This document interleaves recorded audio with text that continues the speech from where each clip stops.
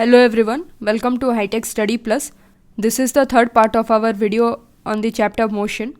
Today we are going to discuss about the equations of motion. The physical quantities that we have come across like distance, velocity, time, acceleration are not separate. We can relate these quantities, and by using these relations and by knowing any of the three quantities we can find out the fourth quantity. The three equations of motion are v is equal to u plus at, s is equal to ut plus half at square, and v square minus u square is equal to 2as. In these relations, v stands for the final velocity of the body, u stands for the initial velocity of the body, a stands for the uniform acceleration, and s stands for the distance travelled by an object in time. Now, let us derive these equations of motion using the graphical method. First of all, let us derive the equation of Vt relation. V is equal to u plus at.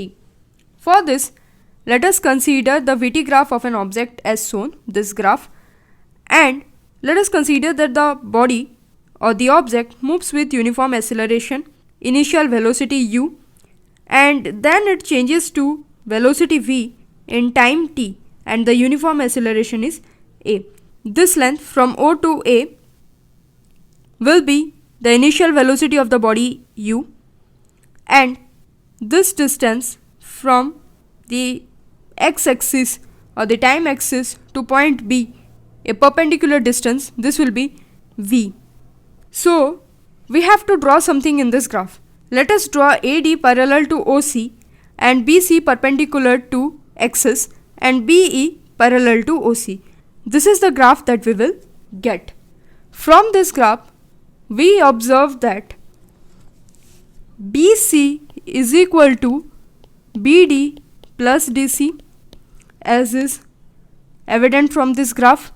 Then this will imply that BD is equal to BC minus DC, as here is plus DC, so when it will go to LHS it will become minus, so we can write BD as equal to BC minus OA. So it implies that BD is equal to BC, this distance is V, so it will be equal to V minus U. Let us consider this to be equation 1. Now we know that acceleration A of a body is given by change in velocity divided by the time in which this change takes place. So it is equal to BD divided by AD, or it will be the slope. BD, this distance, divided by AD, this distance.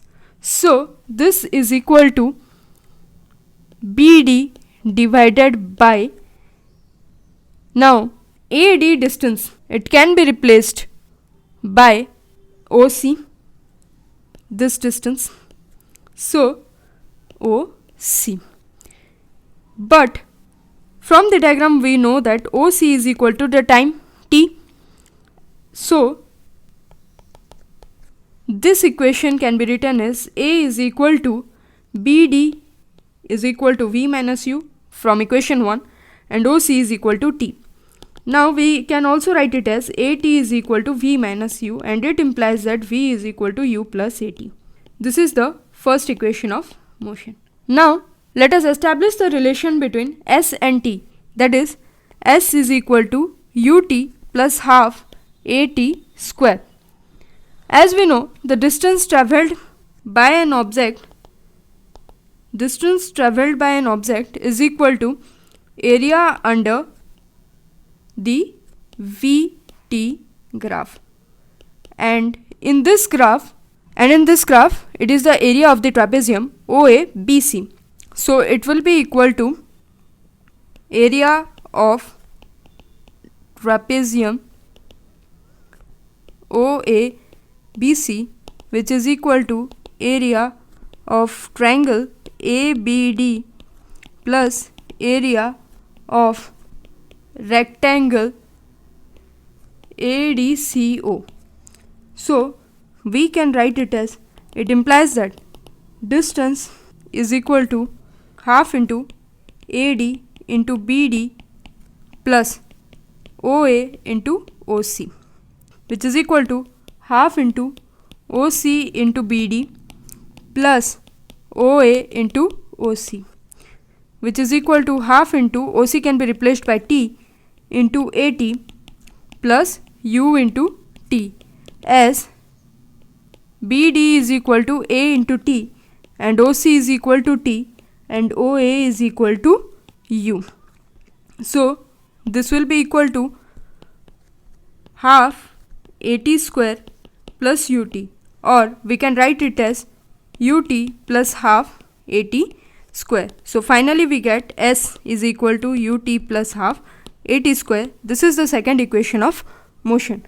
Now let us derive the third equation of motion, which gives us the relation between S and V, that is V square minus U square is equal to 2A into S. As we have already seen in the previous case, distance travelled by the object is equal to area of trapezium OABC, and for finding out the area of trapezium we have a formula, that is, it is equal to half into the sum of parallel sides into the distance between these.